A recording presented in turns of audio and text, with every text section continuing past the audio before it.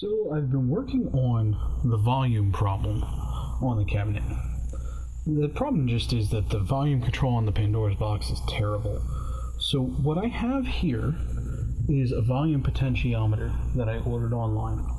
I have tested it and it works great.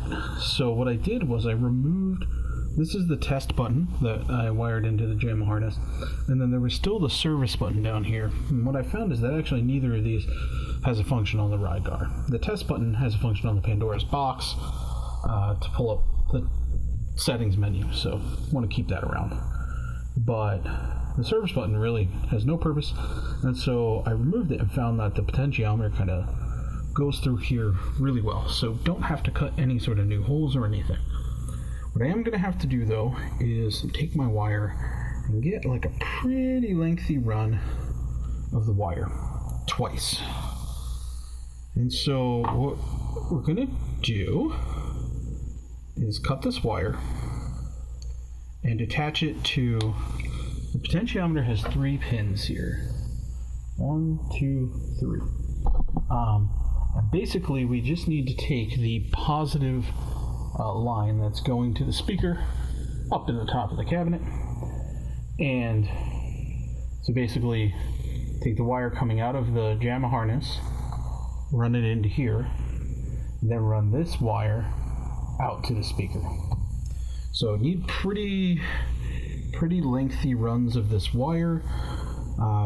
Can always trim it later, but want to have enough that when we get up into the top of the cabinet, we have enough room to get it where it needs to be. So now I'm just going to take the stripped end, I'm going to twist it, and I'm going to insert it into this hole here, and then I'm just going to make a little hook so that it kind of rests there all on its own.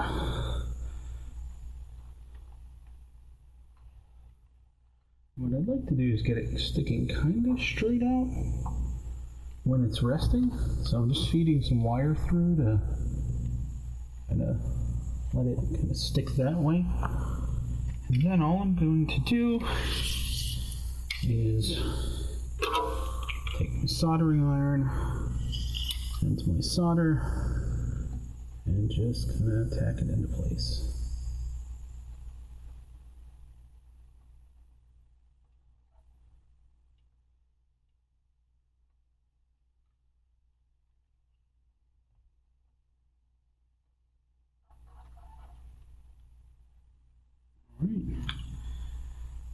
So that one is in. Now I'm going to try to cut a second one of a very similar length. So I'm just holding them together so I can get enough off the spool. And then clip this one here. And the great part about this potentiometers is that it doesn't actually matter. These are both yellow wire, obviously, but it doesn't actually matter. One of these, so the positive is just going to run through here. It can run in either direction through these pins. And then as you turn the potentiometer to the right, it will decrease the resistance.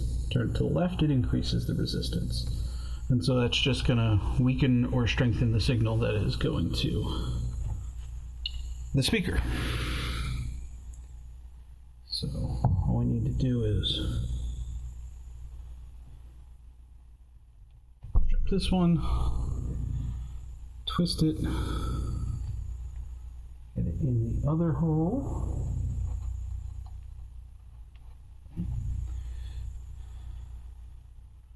Had a couple of loose strands there, don't really want that. Alright, in the hole. Hook it.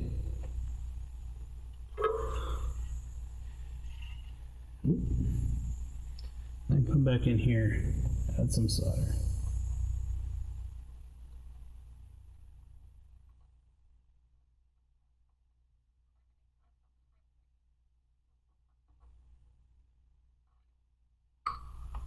All right.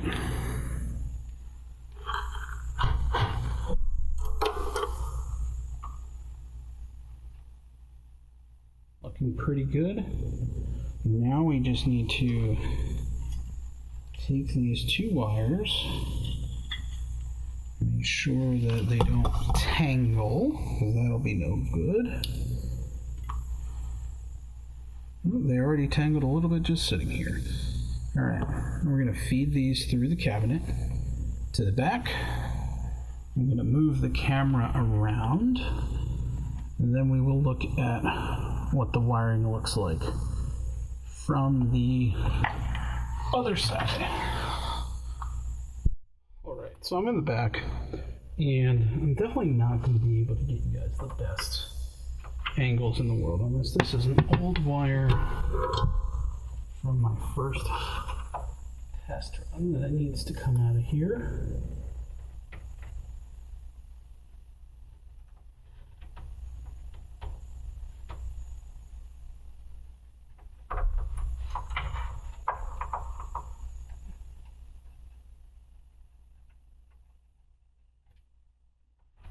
Okay. So now we're going to find one of our runs from yesterday. Now, one thing I am going to do is I want to leave a decent bit of slack in this wire. And the reason for that is that at some point I want to come with some staples or some other method of securing wires. And I want to make sure that these are all kind of attached to the sidewall and don't generally get in the way. So I'm going to trim a bit off because I definitely cut it very long. But I'm not trimming that much off of here. I'm just going to strip the end. Twist these wires, and then here I've got the white wire that is coming out of the original connector and was at one point tied. Strip a little bit more, but was at one point going directly into the speaker. And I'm just going to twist this up,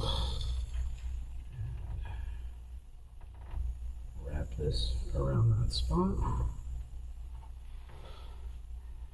And then come in here with my solder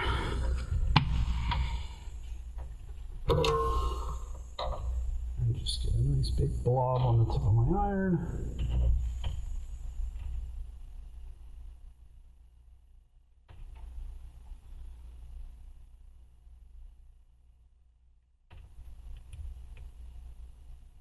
The nice thing about having all this wood inside this cabinet is that solder really doesn't want to stick to wood,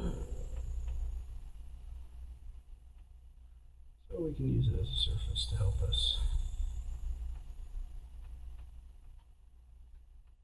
pin down these connections. Oh no, it came off. There's a lot of solder on here, so I really don't want to have more.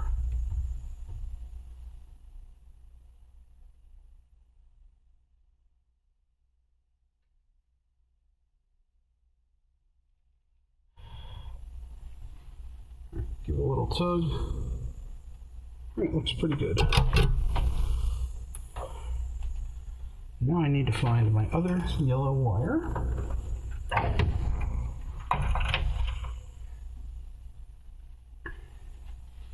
And this one I'm going to keep even a little bit more because this, it's hard for you to see, but it has to go all the way up here to the speaker.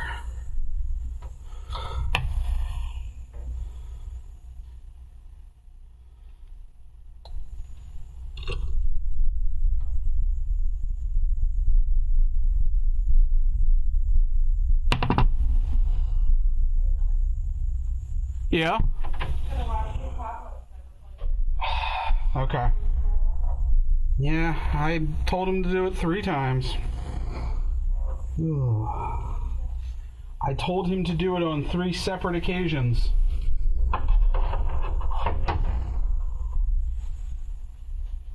Alright, now I'm going to take this And I want to add some solder to this before I get it up in there, just to make my life easier.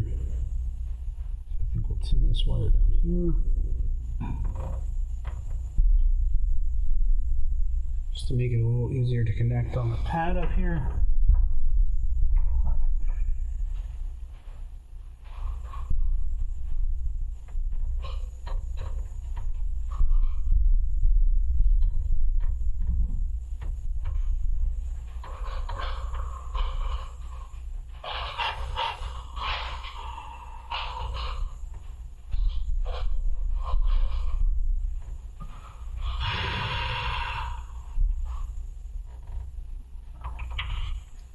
Just got to get it to stop wiggling until it's all the way cooled.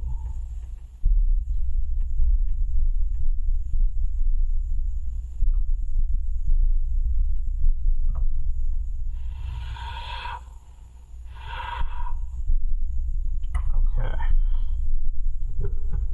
So now we have both of those wires soldered in place. I'm going to grab some electrical tape just to make sure that doesn't short to anything.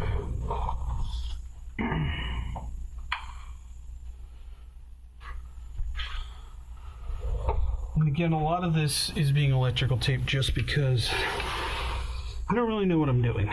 So long term, definitely the plan is to come back, and once I'm confident in having things wired to the right place and all of that, I will probably desolder these, add some heat shrink, and then solder them back up so they can be wrapped in the heat shrink.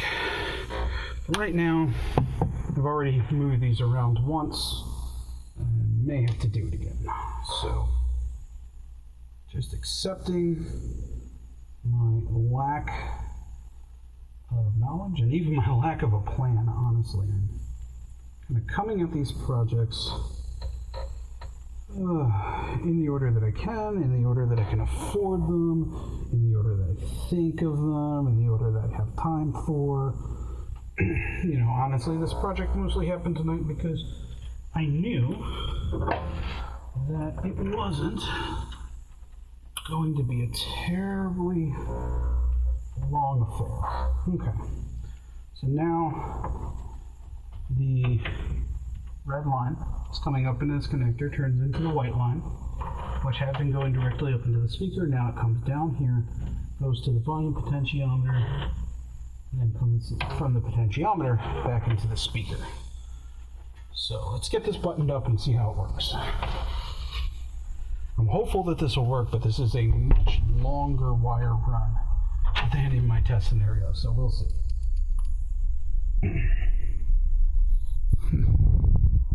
Okay, so I've got the volume potentiometer turned all the way down to 0. Let's see.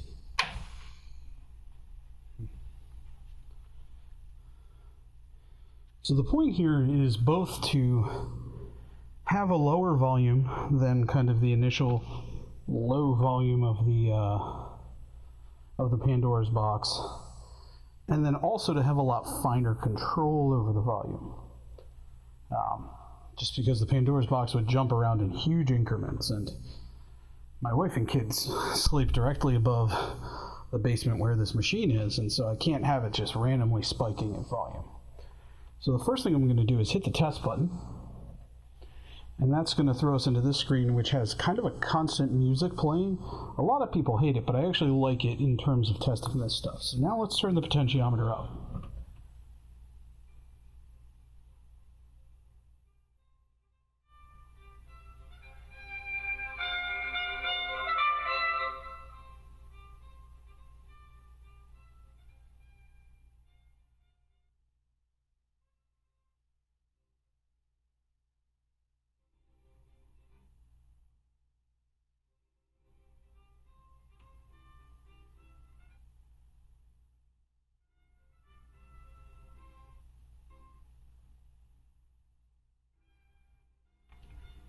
Alright, as you can see, it still does cut off at a certain point, and I think that's just, you know, when the resistance gets too high, just not enough voltage going to drive the speaker. but this new lower volume setting is much more acceptable. I mean, honestly, I can talk to the camera, and I don't doubt that you guys are able to hear me. And so, as you saw, it goes up, it goes down, and even with those long cable runs, it's not really much of a problem. And you're able to control it all from the front of the cabinet, which is much better. They kind of went through a number of different theories about how to do this, right?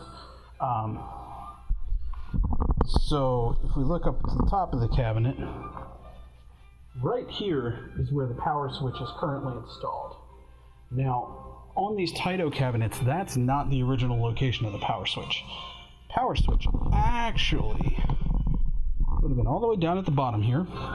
There's a hole right there. And so that is normally where the power switch would have been. So somebody relocated it to the top, probably because it was a lot less of a pain in the butt to get to. However, one theory I went with was maybe putting the volume potentiometer up here and then the switch in the bottom. That would have been okay in the long run because I am eventually going to be running this off of a smart plug. And so most likely the power switch will just stay in the on position. But until such a point, it is nice to have the power switch where it is. The other thing I considered was drilling a new hole. But obviously, I'm kind of on the fence in terms of where I fall as a restorer. I think that trying to cut a balance between bring it back exactly how it would have been and convenience. For instance, this was never a JAMA cabinet, but I decided to wire it for JAMA because that was a convenience. It allows me to use the Pandora's box and other things.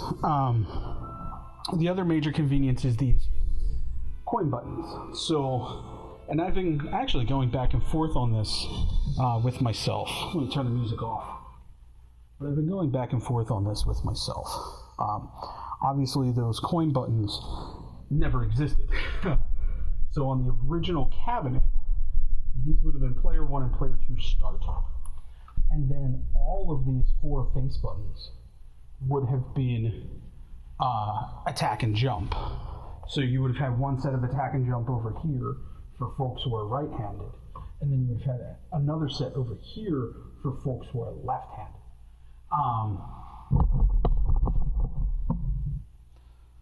So I have been going back and forth. The problem is, if you don't have those, the other option for coining up is using one of these buttons, but obviously I just removed one for the potentiometer.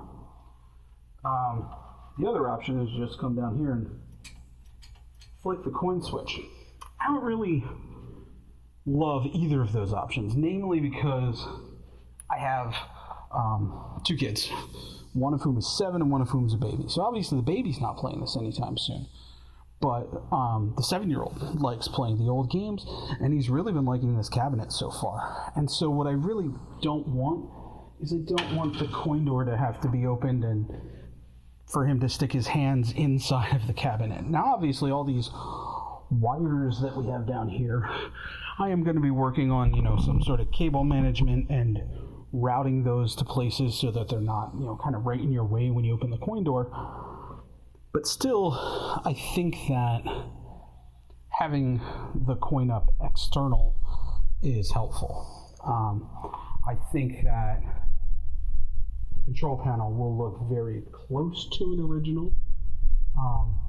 But I also think that, Rygar was always a conversion kit. So what is and isn't original is really kind of open to interpretation. What color the buttons should be, etc. I believe it shipped with buttons, so I believe they were red and blue, and then white up here for the player 1 and player 2 start. But I'm sure that operators would have wired this in, wildly different ways from operator to operator. And so I don't think that I need to necessarily hold exactly true in every single regard. But to that effect, I did feel like drilling a hole was something I didn't really want to do. For one, it's irreversible. For two, the way that the potentiometer is, here, let me take the camera off and you can see. So the way that the potentiometer attaches is it goes through the hole and then there's this nut. And the back side of the potentiometer is kind of a disc that is pretty, it's a lot bigger than this part that sticks through the hole. It's about the entire width of that metal plate it's attached to. And so what you have to do, you have to drill a pilot hole, and then you have to drill another hole with a wider bit to kind of make a place for the potentiometer to kind of sit inside. And my thought was that in order to do that, the potentiometer would stick up this way, right? So that flat disc would be coming here. There's not enough room in this section for me to come in with drills and stuff and kind of drill out that little cavity for it to sit in. So that would have meant starting to disassemble the cabinet and taking this panel completely off in order to work it to get the hole in there. It doesn't look crazy difficult. As you can see, there's some bolts here on the side, and those go to what looks like an L bracket, and then there's also some bolts here on the top. So assuming you could unbolt the top and just take it off, but it's really just a level of work that I'm trying to avoid at this point. Right now, I think that with the volume potentiometer where it is, it's easy to access when you want to, without having to go make a bunch of physical changes to the cabinet. Fire RoboCop, because it's a cool game. Oh yeah, I got a coin up. But it also has a lot of sound during the intro splash screen.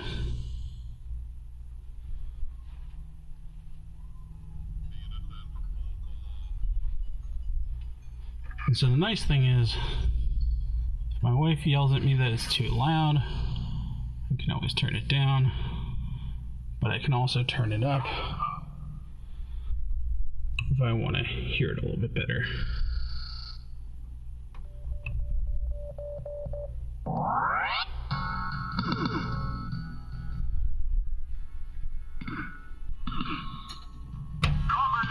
And it's just a matter of twisting that knob until you get it at a nice kind of playable but not keeping the entire house up volume. So pretty happy with how it turned out. And for the next portion, I think that most likely I'm going to try to fix the latch assembly on the bottom of the control panel.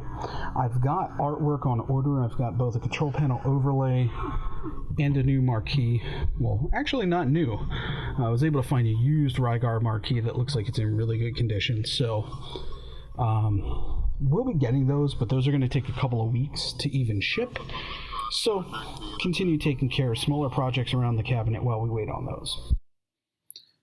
I think I learned two main things this week. The first is that sometimes you just need to find the fix. You just need to take the time to do some research and look into what's going to work.